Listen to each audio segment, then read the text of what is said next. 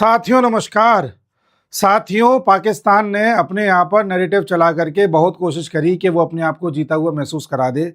बहुत कोशिश की कि इंडिया को हारा हुआ महसूस करा दे। कभी ट्रंप के ज़रिए बयान दिलवाए, कभी दुनिया में फेक वीडियोस चलाए। अपने नागरिकों को तो बेवकूफ़ बना लेता है वो, वहाँ पर इसी तरह के नागरिक हैं। लेकिन अब एक्सपर्ट्स ने ये बताना स्टार्ट कर दिया है कि ऑपरेशन सिंदूर में वास्तविक जीत किसकी हुई थी, और इसमें पर्याप्त सबूतों के साथ ये सिद्ध किया गया है कि भारत ने न सिर्फ पाकिस्तान को ऑपरेशन सिंदूर में घुटनों पर ला दिया था, बल्कि उसके परमाणु ठिकानों पर भी हमला किया था। आप कहेंगे हम किसकी बात कर रहे हैं? हम बात कर रहे हैं एक जनाब की, जिनका नाम है टॉम कूपर। टॉम कूपर एक एविएशन एक्सपर्ट हैं जो समय समय पर किताबें लिखते रहते हैं, और दुनिया में जहां जहां एयरफोर्स काम करती है, जिस भी देश की एयरफोर्स किसी वॉर में उलझती है, तो उस पर अपनी एक्सपर्टीज देते हैं, विद प्रूफ बताते हैं कि कहाँ की एयरफोर्स किस तरह से काम कर रही है। और अब तक दुनिया के कई अलग अलग क्षेत्रों में इन्होंने अपने एक्सपर्टीज को दिया है। जैसे कि आप देखें, इजिप्ट, ईरान, इराक, सीरिया और कई अफ्रीकन और एशियन एयरफोर्सेस के बारे में ये अपनी एक्सपर्टीज दे चुके हैं। मिडिल ईस्ट में लगातार लड़ाइयाँ चलती रहती हैं, वहाँ के बारे में सारा कुछ इंटेलिजेंस ही देते रहते हैं। इनकी दूसरी सबसे बड़ी बात है कि इनके लिंक्स बहुत हैं, कई देशों में कई लोगों के साथ इनके संबंध हैं जो इन्हें अंदर की जानकारी देते रहते हैं। इसी के बेसिस पर इन्होंने अब तक 50 से भी ज़्यादा किताबें लिखी हैं जो इन्हीं सब चीज़ों पर एक्सपर्टीज शो करती हैं। अब इन्होंने कहा क्या है ऑपरेशन सिंदूर के बारे में, वो मैं आपको बताता हूं। देखिए, इनका कहना यह है, अच्छा इनकी तस्वीर अगर मेरे पास हो तो, तस्वीर मेरे पास अभी नहीं है इनकी, बट मैं आपको तस्वीर दिखाऊंगा। इनका कहना यह है कि जब भारत ने पाकिस्तान पर हमले करना स्टार्ट किया था तो पाकिस्तान के हमने कई सारे बेसेस उड़ाए थे, उसके साथ किराना हिल्स पर भी अटैक किया था जहां पर पाकिस्तान के परमाणु हथियार छुपे हुए हैं। जब इनसे पूछा गया कि अच्छा ये बताइए आपके पास क्या प्रूफ है, आप कैसे कह सकते हैं, फिर उन्होंने कुछ तर्क दिए। उन तर्कों पर थोड़ा प्रकाश डालते हैं। इनका कहना यह है कि देखिए भाई, जो देखिए पाकिस्तान है, इस बात के इन पर प्रूफ है कि पाकिस्तान जब भारत के साथ युद्ध लड़ रहा था तो उस वक्त पाकिस्तान ने बहुत कोशिशें की थी कि यूएसए के जरिए, न्यू दिल्ली के जरिए कैसे भी युद्ध को रुकवाया जाए। यूएसए से इसने बार बार गुहार लगाई थी, लेकिन फिर यूएस ने कहा कि तुम इंडिया से ही बात करो। फिर पाकिस्तान ने इंडिया से बात करी, इंडिया से गुहार लगाई, तब भारत ने सीज फायर थोड़ा सा किया था। इसके इन्होंने बाकायदा प्रूफ बताए। इसके साथ ही इन्होंने ये कहा है कि देखिए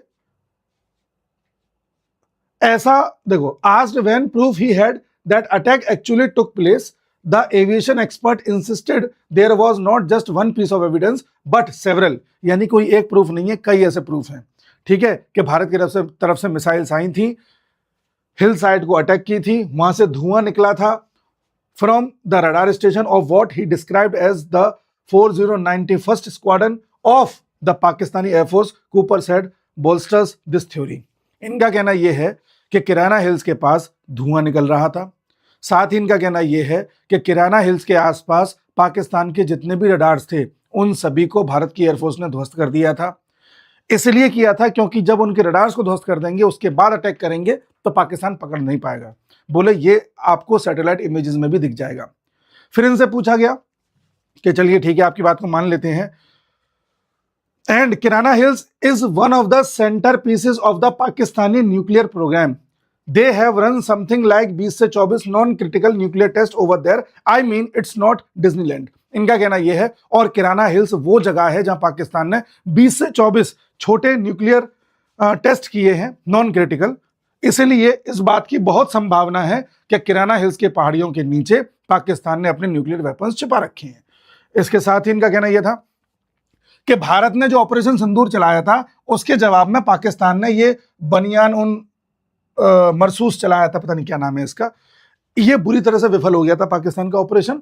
और भारत ने जो स्ट्राइक करी थी मई 10 तारीख की, मई 10 को, वो इतनी मैसिव थी कि पाकिस्तान की एयरफोर्स पूरी तरह से बिल्कुल घुटनों पर आ चुकी थी। इसके साथ ही इनका कहना यह है कि ये इस बात के सबूत हैं कि इंडिया की क्लियर कट विक्ट्री हुई थी। You don't target such places without knowing that the enemy or the other side cannot strike back without having absolute certainty, he explained. इनका कहना यह भी है कि भारत ने जब अटैक किया था तो भारत ने उससे पहले सारी जानकारी जुटा ली थी और जुटाने के बाद इस बात का भी आकलन कर लिया था कि पाकिस्तान किस तरह से बैकफायर कर सकता है। हर चीज का आकलन करने के बाद भारत ने अटैक किया था। उसके साथ the other evidence Cooper said came from personal contact, जो इनके पर्सनल कॉन्टैक्ट है उन्होंने बताया है।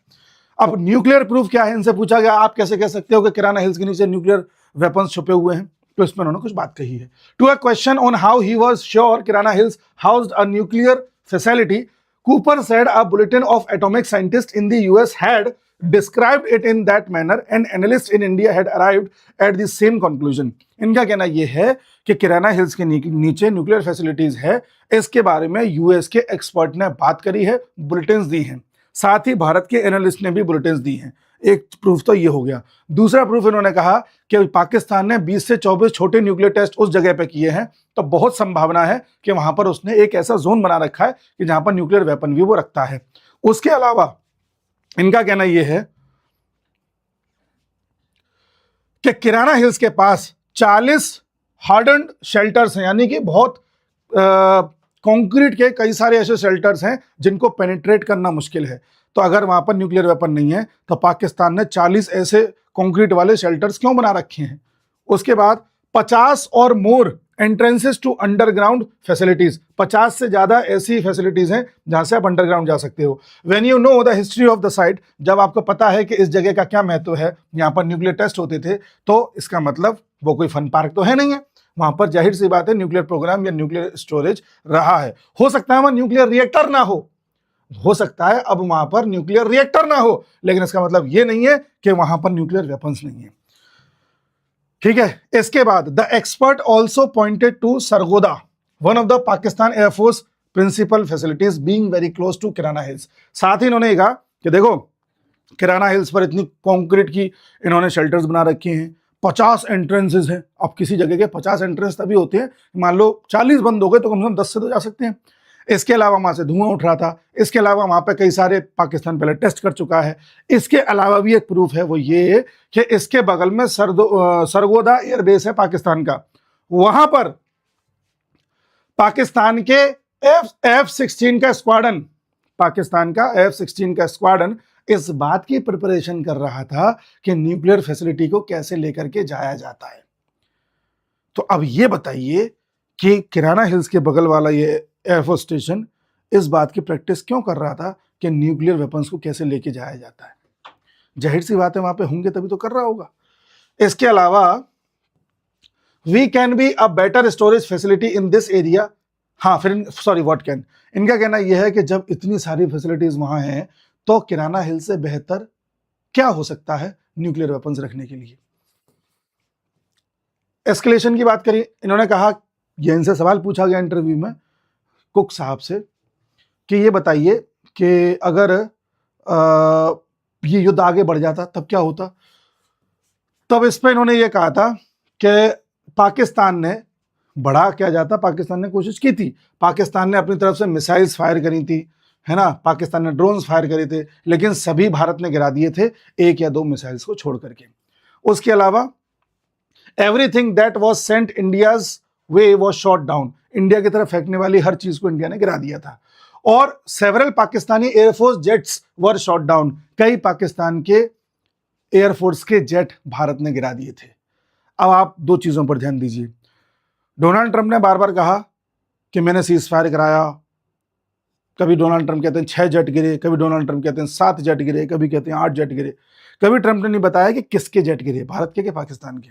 लेकिन भारत में राहुल गांधी को लगता था कि वो भारत के ही गिरे हैं, तो राहुल गांधी लगातार पार्लियामेंट में पूछते थे कि मोदी जी बताएं हमारे कितने विमान गिरे, मोदी जी बताएं हमारे कितने विमान गिरे।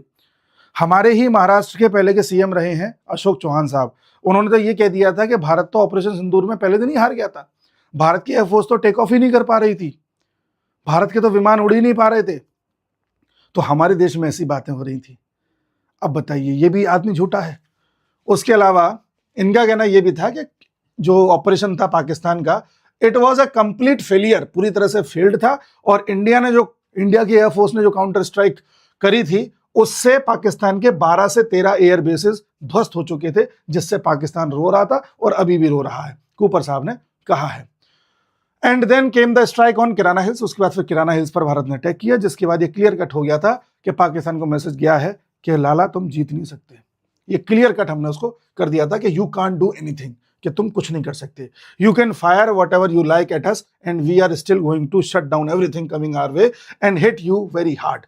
यानी हमने ये एक तरीके से संकेत दिया पाकिस्तान को कि तू फायर कर, हमारी तरफ क्या कर सकता है, हम हर चीज को गिरा देंगे और हमें तुम्हारे एक एक ठिकाने एक एक चीज के बारे में पता है कि कहां पर क्या चीज रखी हुई है। तो ये हमने संदेश उसको दिया था।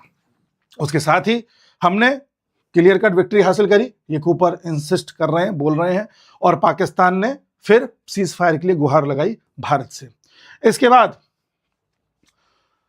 कहा गया कि क्या कोई स्पेशलाइज्ड एयरक्राफ्ट या वेपन चाहिए था इस तरह की प्रिसीजन स्ट्राइक्स के लिए जो किराना हिल्स पर भारत ने करी।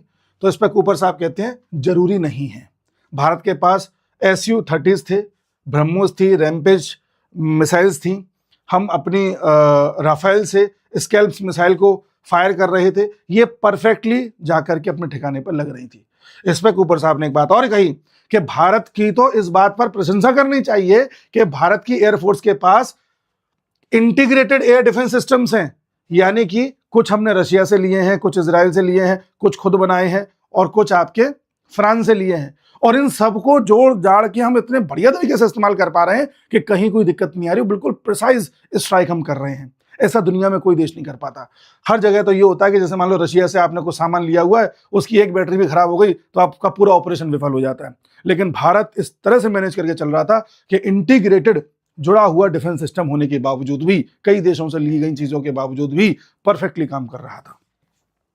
ये इन्होंने बात कही है, ठीक है। इस बात से सभी लोग हैरान हैं।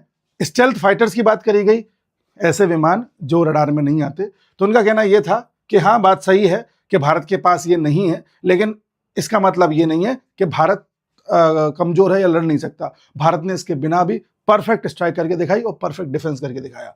साथ ही इनका ये कहना है कि हाँ चाइना के पास ऑलरेडी हैं और कई ऐसी कंट्रीज हैं जिनके पास ये हैं, और साथ ही इन्होंने ये भी कहा कि चाइना पाकिस्तान को देने की कोशिश भी कर रहा है, लेकिन भारत के पास जो है वो इतना पर्याप्त है कि भारत उससे अपने आप को डोमिनेट करवा पा रहा था, ठीक है। और साथ ही कूपर साहब ने यह भी कहा कि मैं इस बात से बड़ा हैरान हूं कि भारत की एयरफोर्स इसको डिनाई क्यों कर रही है कि हमने किराना हिल्स पर अटैक किया था। ये तो बड़ी ऑब्वियस सी बात है, साफ साफ दिख रहा है और ये इतना क्लियर है जैसे सूरज पूरब से उगता है। अब कोई इसको डिनाई करे तो कोई मतलब नहीं है। बोले इंडियन एयरफोर्स को तो बोलना चाहिए कि हाँ हमने उड़ाया था, बट पता नहीं क्यों नहीं बोल रहे। इस बात से हैरान है कूपर साहब। तो ये सारी बातें निकल के आई हैं जो कूपर साहब कह रहे हैं। अच्छा एक बात आपको याद होगा, जब ये स्ट्राइक हुआ था तो उस समय बोरोन ले जाई गई थी अफ्रीका से, इजिप्ट से बोरोन ले जाई गई थी और अमेरिका का विमान बोरोन लेकर के गया था और इस जगह छिड़कने की बात भी सामने आई थी। बोरोन वहीं छिड़की जाती है जहां से रेडिएशन निकलने की संभावना होती है। याद करिए उस वक्त मैंने वीडियो बनाया था, अभी भी अवेलेबल है। और जब सीज फायर हो गया था तो उसके बाद मैंने कहा था कि बात बहुत बढ़ जाती, भारत ने सीज फायर अभी करके ठीक किया है, ये युद्ध लंबा खींचने का कोई मतलब नहीं है। तो लोगों ने मेरा भी विरोध किया था कि आप तो जबरदस्ती सरकार का बचाव कर रहे हो, लेकिन आप देख लो कि हमने क्या किया था उस वक्त। और ये बात भी हमने कही थी कि न्यूक्लियर फैसिलिटीज पर भारत ने अटैक कर दिया है। ये बोरोन से ही क्लियर हो रहा था, बोरोन ही अपने आप बता रही थी कि वहां हुआ क्या है। वही कूपर साहब कह रहे हैं कि इतना ऑब्वियस था कि इंडियन एयरफोर्स क्यों ऐसे वो कर रही थी, समझ में नहीं आ रहा है। और इसीलिए अब देखो, भारत ने कोई फर्जी नैरेटिव नहीं चलाया, कोई फर्जी इमेजेस नहीं दिखाई, कोई फर्जी वीडियो नहीं दिखाया पाकिस्तान की तरह। अब सच अपने आप सामने आ रहा है। एक्चुअली सच सब जानते भी हैं, पाकिस्तान तो जानता ही है उसका क्या हुआ है, यूएसए भी जानता है, उसकी इंटेलिजेंस अपने आप में है, यूरोप भी जानता है, जानते सब हैं, लेकिन सब चुप पड़े हुए हैं क्योंकि भारत ने एक ऐसा कदम उठा लिया था जो बिल्कुल एकदम एक्सट्रीम था। भारत एकदम तैयार था, खत्म कर दूंगा इस देश को आज मैं। किसी देश की न्यूक्लियर साइट पर अटैक कर देना एक बड़ा स्टेप होता है। तो इससे फिर बात और ज्यादा आगे ना बढ़े, उसको वहीं रोक देने में फायदा था, क्योंकि अब न्यूक्लियर विस्फोट उसका करवा देते वहां पे तो उसका असर हमारे देश पे भी पड़ता, हवाएं आती, रेडिएशन हमारी तरफ आते, उसका कोई मतलब नहीं है। लेकिन दुनिया को ये पता चलना चाहिए कि भारत की ताकत क्या है। पाकिस्तान तो उस दिन से अभी तक रो रहा है कि ये हमने कर क्या दिया था, लेकिन पाकिस्तान मानेगा नहीं, पाकिस्तान मानेगा नहीं। कारण क्या है? पाकिस्तान एक मुसीबत में फंसने जा रहा है। आइए देखते हैं अगली मुसीबत क्या है। किराना हिल्स हो गया, टॉम कूपर की मैंने बात कर ली। अच्छा, पाकिस्तान में तो अब स्थिति ये हो गई है कि भारत पाकिस्तान का मैच हुआ था, उस मैच के बाद भारत की जीत का जश्न बलूचिस्तान में मनाया गया है।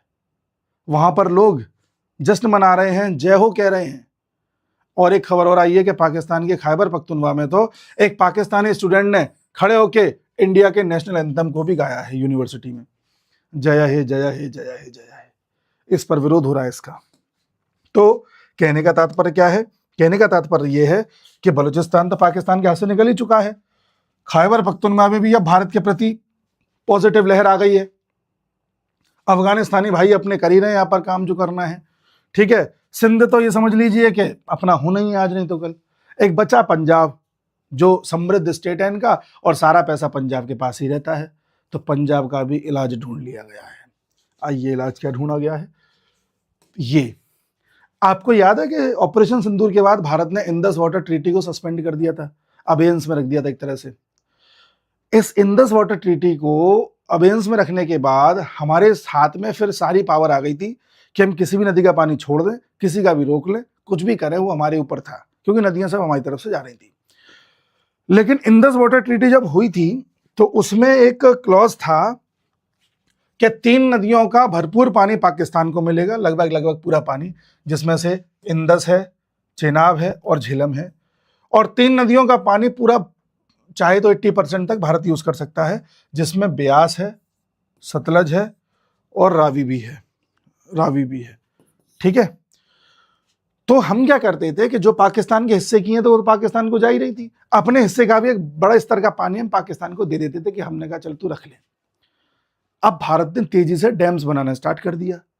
तो रावी नदी पर हम डैम बना रहे थे, बन तो ये 1982 से रहा है, लेकिन काम तेज अभी हुआ हाल फिलहाल में, और अभी 31 मार्च तक पूरी तरह से डैम तैयार हो जाएगा, जिसके बाद रावी नदी का जो पानी यहाँ पहुंचता था इनके पंजाब में, वो पूरी तरह से रुक जाएगा। ये जो डैम हम तैयार कर देंगे अभी, ये आपका मैं नाम दिखाता हूं, देखिए, ये है शाहपुर कांडी डैम। 31 मार्च तक तैयार हो जाएगा, फिर रावी नदी का पानी भी पाकिस्तान में नहीं जा पाएगा। और पाकिस्तान का जो 80% एग्रीकल्चर है वो इन नदियों के सहारे ही होता है। आपने पहले कुछ नदियों का पानी रोक दिया, जो रावी का थोड़ा बहुत पानी जा रहा था, अब आप वो भी रोक दोगे तो यहाँ पंजाबियों की तो हालत बहुत खराब हो जाएगी। और पंजाबियों की तो खैर होगी, तो वो होगी ही, लेकिन नदियों का पानी सिंध में भी जाता था और बलूच में भी जाता था। ये तो बड़े स्तर पर और विद्रोह करेंगे। तो पाकिस्तान में विद्रोह की स्टार्ट होने वाली है मार्च के एंड होने के बाद। एक वीडियो में मैंने आपको बताया था ऑपरेशन सिंदूर पार्ट 2 इस साल होगा। मुझे ऐसा लगता है कि अप्रैल के आसपास होगा, बाकी बाद में भी हो तो कुछ कह नहीं सकते। तो स्थितियां यहां बन रही हैं, इसलिए आप इस वाटर स्ट्राइक के लिए तैयार रहें। और इसी से डरा हुआ है इस वक्त बांग्लादेश। बांग्लादेश में नया प्रधानमंत्री आया है, और भारत और बांग्लादेश के बीच में 1996 में गंगा वाटर ट्रीटी हुई थी।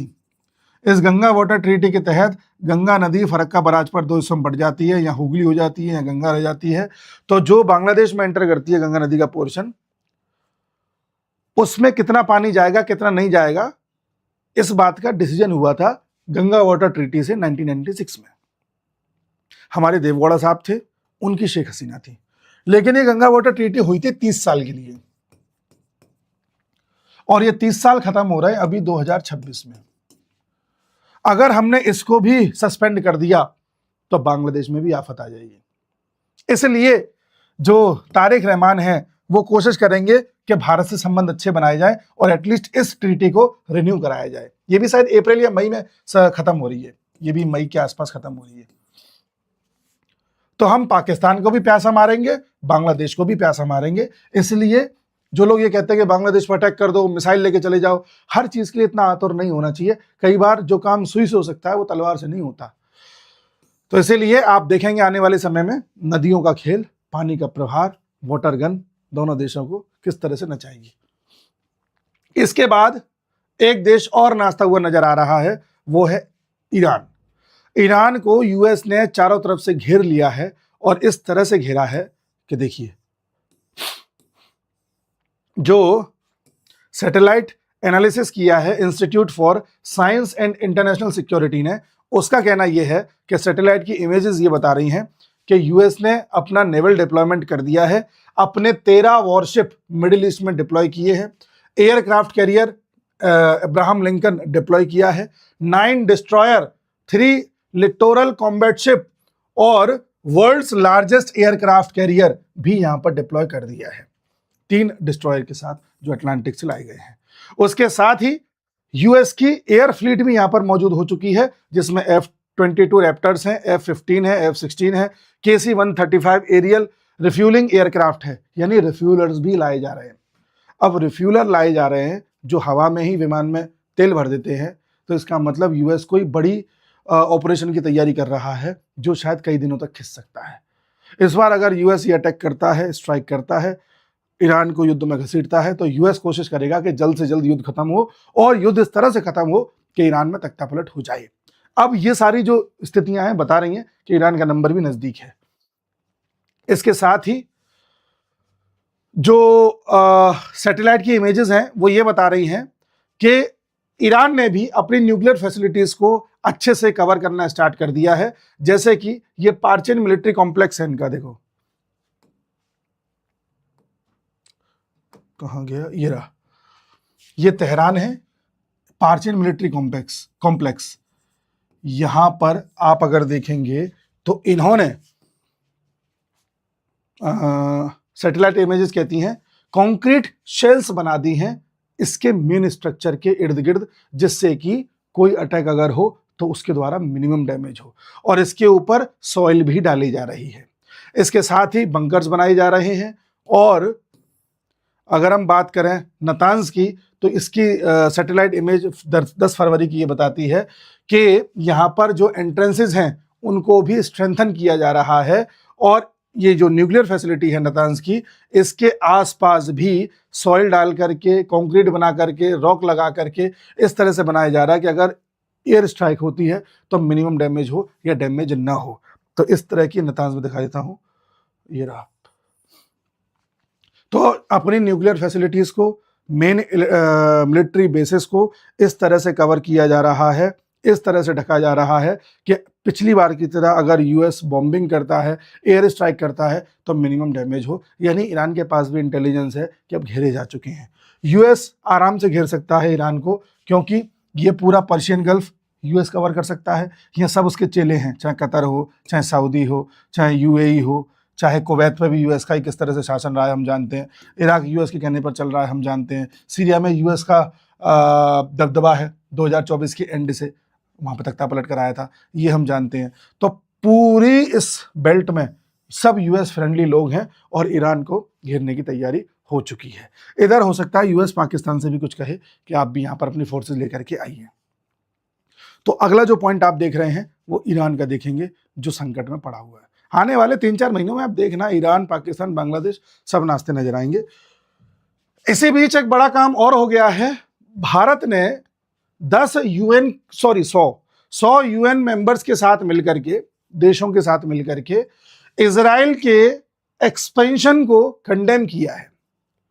इजराइल जिस तरह से वेस्ट बैंक गाजा पर अपना एक्सपेंशन करता चला जा रहा था, गाजा पर किस तरह से अटैक किया इजराइल ने, वहां पर किस तरह से अपनी भूमि का विस्तार किया, और वेस्ट बैंक में तो वो कर ही चुका है पहले, इसका कंडेम किया है भारत ने। और वो भी तब जब भारत के प्रधानमंत्री बस कुछ दिनों में ही, अभी अगले हफ्ते ही इजराइल जाने वाले हैं। वो भी तब जब इजराइल के प्रधानमंत्री की तरफ से भारत की प्रशंसाओं के सुर सुनाई देने लगे हैं। अभी ऐसी स्थिति में भारत ने इजराइल के खिलाफ जाकर के इस तरह का कदम क्यों उठाया? आखिर भारत क्या संदेश देना चाहता है? भारत संदेश ये देना चाहता है, पहला पॉइंट तो ये कि भारत और इजराइल ये सब नाटक कर रहे हैं। भारत भी नाटक कर रहा है, इजराइल भी नाटक कर रहा है। इजराइल खूब जानता है कि भारत कितना भी कंडेम कर ले, होना वही है जो हो रहा है।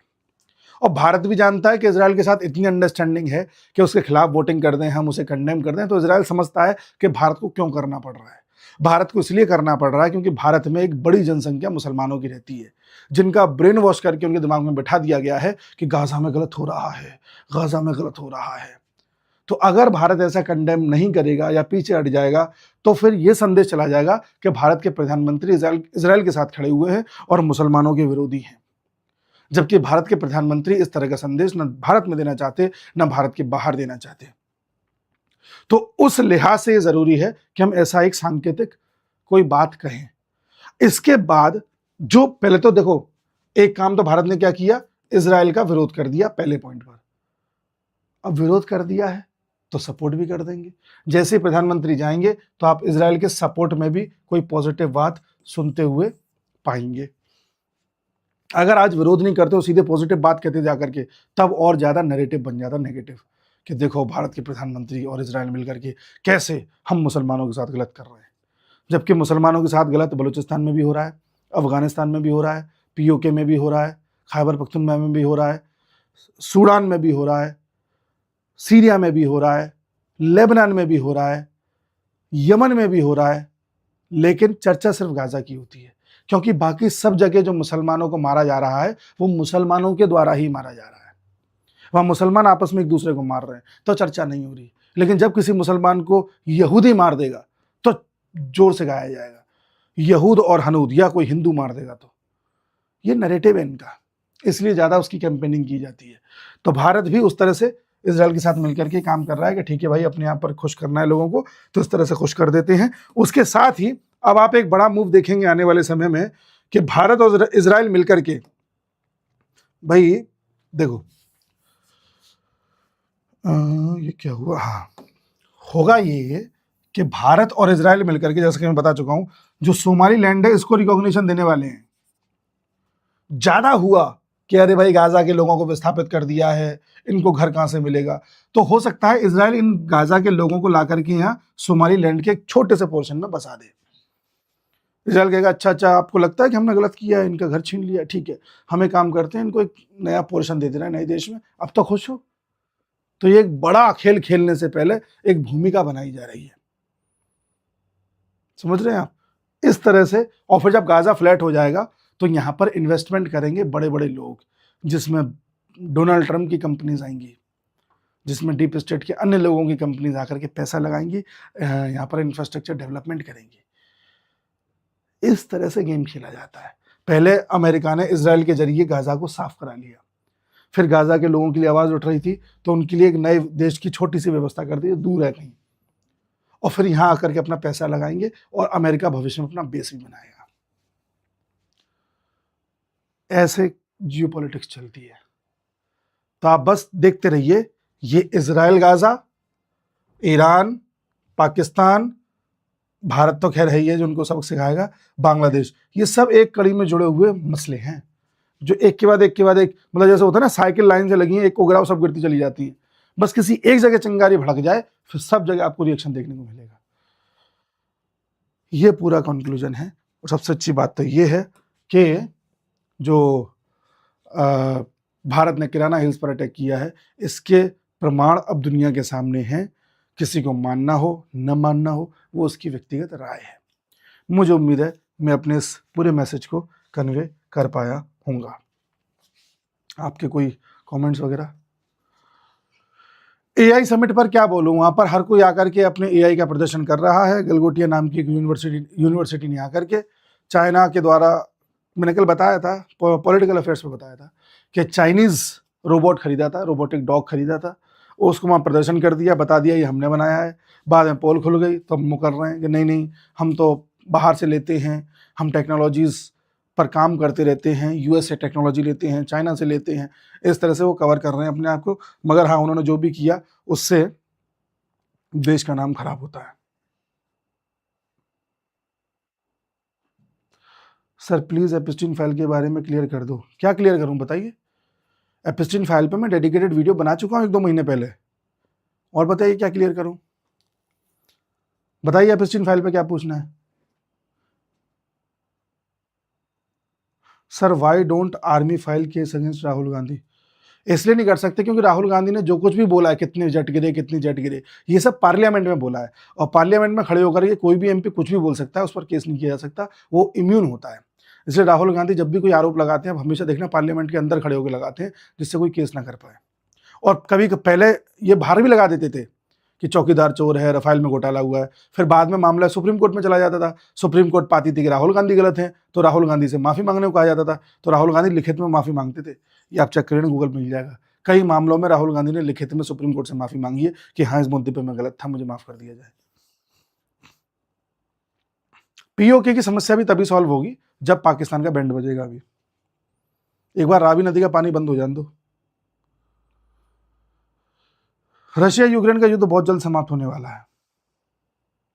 वेस्ट बंगाल पर वीडियो बनाऊंगा, लेकिन वो पॉलिटिकल अफेयर्स इनसाइट्स जो हमारा चैनल है उस पर बनाऊंगा। रुचि तिवारी पर यूजीसी एक्ट, मैं रुचि तिवारी से बात करूंगा, उनसे बात करके मैं पहले उनका पक्ष जानूंगा, तब इस पर कोई राय रखूंगा। हाँ, डोमिनो इफेक्ट। तबीयत क्या, गले में ही दिक्कत है, बस बोला नहीं जा रहा ऊंची पिच पे।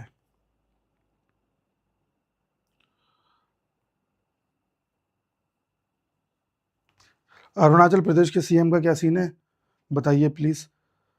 अब उन्होंने क्या किया मुझे पता नहीं, इस न्यूज़ के बारे में देखता हूँ।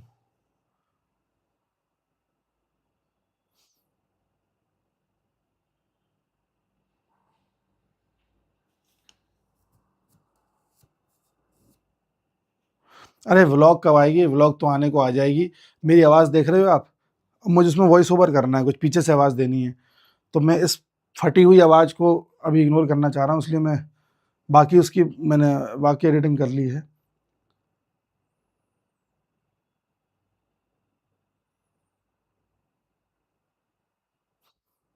तमिलनाडु इलेक्शंस पर मैं 2-3 वीडियो बना चुका हूँ पॉलिटिकल अफेयर्स इनसाइट्स पर। अभी लेटेस्ट अपडेट को लेकर के फिर वीडियो बनाऊंगा। अभी कुछ होने तो दीजिए, वहाँ चीज़ें पक रही हैं, अभी थोड़ा और चीज़ें क्लियर हो जाएं, तब पॉलिटिकल अफेयर्स इनसाइट्स पर वीडियो लेकर के आऊँगा। हमारा एक चैनल और भी है, जिंदगी अफेयर्स इनसाइट्स, तो उसको भी सब्सक्राइब कर सकते हैं। उस पर मैं व्लॉग लेकर के आने वाला हूँ बहुत जल्दी। व्लॉग शूट हो गया है, बस थोड़ा बहुत एडिटिंग और बाकी है उसकी।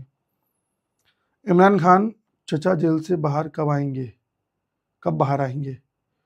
तब बाहर आएंगे जब ये आसिम मुनीर का खेल हो जाएगा।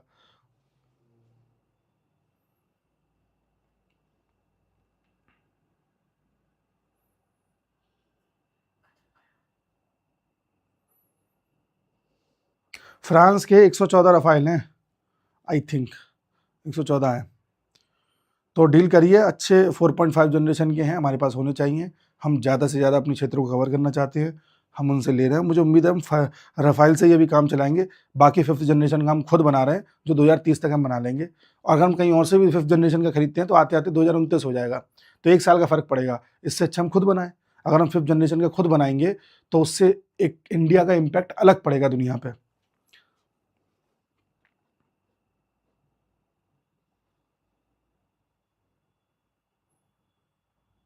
रशिया के साथ ट्रस्ट सही है, क्या पूछ रहे हैं आप?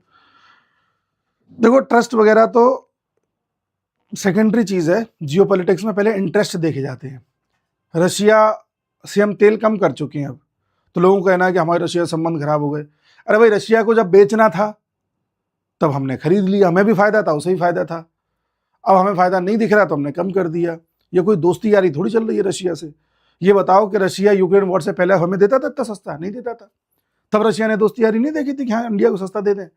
जब यूक्रेन वॉर हुआ, उसे पता हम पे सैंक्शन लग गए, अब हम फंस जाएंगे चारों तरफ से, तो मजबूरी में उसने सस्ता बेचा, तो हमने खरीद लिया। अब इसे आप सपोर्ट कह लें या बिजनेस कह लें, वो आपके ऊपर है। लेकिन जियोपॉलिटिक्स में ऐसे नहीं होता कि अरे नहीं नहीं, रशिया तो अपना आदमी है, चल 2 रुपये महंगा भी दे रहा है तो कोई दिक्कत नहीं, हम ले लेंगे, यारी बनी रहनी चाहिए। ऐसे नहीं होता जियोपॉलिटिक्स में। वेस्ट बंगाल इलेक्शन पर भी मैं कई बार बोल चुका हूँ पॉलिटिकल अफेयर्स इनसाइट्स पर। जितने भी पॉलिटिकल बातें हैं, वेस्ट बंगाल, तमिलनाडु, महाराष्ट्र, यूजीसी, ये सारी चीज़ें मैं पॉलिटिकल अफेयर्स इनसाइट्स पर बोलता रहता हूँ। आप उसे सब्सक्राइब कर लो, वहाँ मिल जाएगा। कल भी मैं लाइव आया था, उस पर 1 घंटे का वीडियो किया था मैंने। आज भी लाइव आऊँगा, जहाँ तक है शाम को आऊँगा। अभी थोड़ा आराम करूँगा, गला इजाज़त नहीं दे रहा। चलिए, अब कल मिलता हूँ, कल फिर लाइव आऊँगा, कोशिश करूँगा इसी टाइम आऊँ, 1-2 बजे के आसपास मिलते हैं। तब तक के लिए नमस्कार।